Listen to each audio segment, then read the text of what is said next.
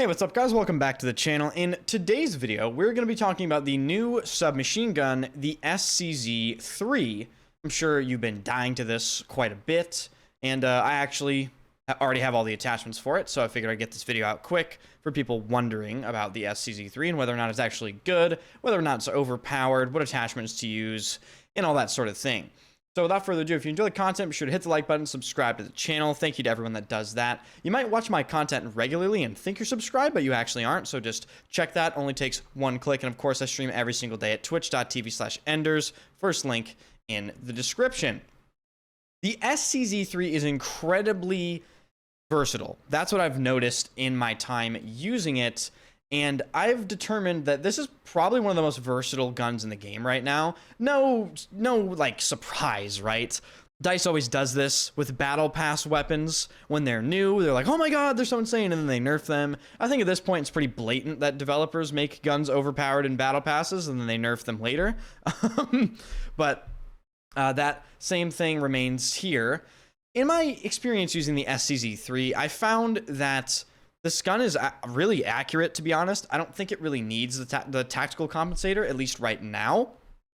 So I just use factory barrel.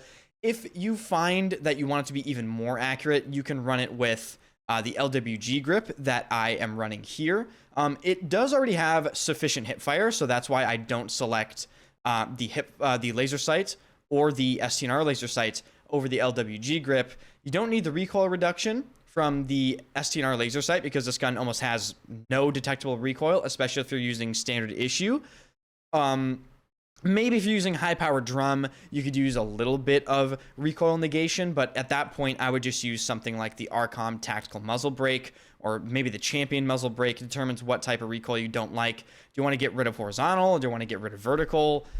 Never use long barrel, obviously, guys, and I would highly recommend not using suppressors anymore as well. Suppressors don't really do anything, to be completely honest with you. You're constantly spotted in Battlefield 2042 by tugs, RAW, Casper drones, sensor grenades, and God knows what else.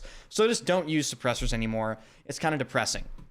Now, when talking about the ammo, this is where you can really make or break this weapon. And I want to use this video to bring attention to someone in the community that does amazing work when it comes to compiling weapon statistics. And that guy's name is Sorrow. And we're going to jump over and take a look at his work right now, actually. I will link this document in the description for every single person to take a look at. Sorrow has compiled detailed weapon statistics for every single weapon in the game, down to the single fire TTK, burst fire TTK, RPMs, all of this sort of stuff. So if you're a weapon stats nerd and you truly want to know what is best, I would highly recommend taking a look at this document. Focusing on the green section here, this focuses on the standard ammunition type. And if you take a look, the SCZ-3 does 22 damage out to 29 meters, 18 damage from 30 to 49 meters, 16 damage from 50 to 99 meters, and from 100 meters and on, it drops to 15 damage. This means that at close quarters, using standard issue, you'll be killing your enemies in a blistering 267 millisecond time to kill, which, if you don't know what that means, is extremely fast. And for those of you wondering, the SCZ-3 shoots at a blistering 898 full auto RPM. Comparing this to high power, you can actually see that while high power holds its damage over range longer, the actual time to kill is worse across the board at all ranges compared to high power. And that is because the high power ammunition type severely nerfs the RPM of the SCZ-3, thus it reduces its time to kill, even though high power carries its damage over range better. On top of that, using standard issue ammunition will get you less recoil than high power, so just don't worry about using high power with the SCZ-3. Standard issue is definitely the choice with this weapon. However, I would absolutely suggest still equipping the high power drum magazine in your plus menu so you have it to equip if you actually need it. In terms of subsonic ammunition, you would only use subsonic ammunition if you want to be extremely stealthy using a suppressor, and as I stated previously, using a suppressor really doesn't give you any benefits anymore, unfortunately, so I would just completely ignore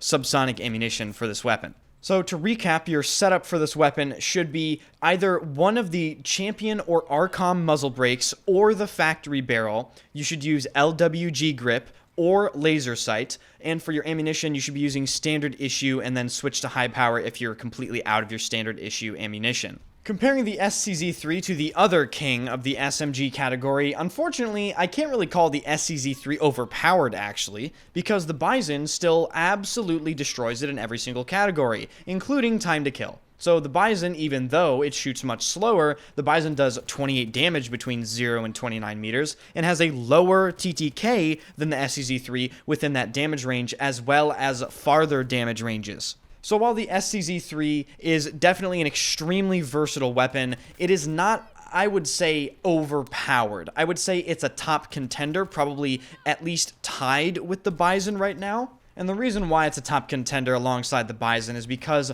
both the Bison and the SCZ3 do everything phenomenally. It has very good time to kill. It has a lot of ammo. It has great hipfire. It has low recoil, even after the visual recoil updates. It allows you to use a variety of attachments with almost no downside. And now, because of Season 7, SMGs are even stronger because of their new 1.55x headshot multiplier, which of course just makes you win more gunfights in general. There are some niche scenarios where there are better choices than the SCZ3. For instance, if you use the PBX with close quarter ammunition, if both players hit 100% accuracy, the SCZ3 will literally never kill the person with the PBX, but that is only within the PBX's extreme close quarter damage range. The SCZ3 overtakes it at literally every other damage range. So basically, all that being said, the conclusion is the SCZ3 is a top contender in the SMG category, and DICE will most likely nerf it because it's a battle pass weapon, and that's just what they do. So if you enjoy the content, be sure to hit the like button and subscribe to the channel. I plan on releasing a video that goes over the best weapons to use after the visual recoil update, because a lot of people are asking me, Enders, what guns are least affected by this? And I guess I will make a video detailing that. So if you want to see that, definitely subscribe to the channel, turn notifications on, and follow my Twitch stream. First link in the description. Following is free, and I stream every single day. I hope you found this video informative. Let me know if you did, and I'll see you guys in the next one. 90 meters away from my position.